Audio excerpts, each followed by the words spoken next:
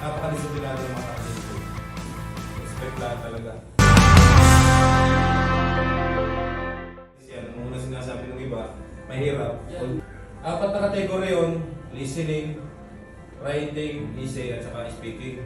Sa listening, dapat kung anong dapat, hindi na ibalik yun, hindi na i-rewind yun.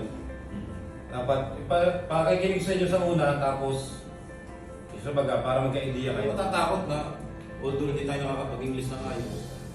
Huwag niyong isipin na high school graduate tayo, na huwag niyong nilalang ang high school graduates. Ako nga, high school graduate ako. Kahit pa paano, huwag niyong nilalang. Kasi pag inisip mo sa sarili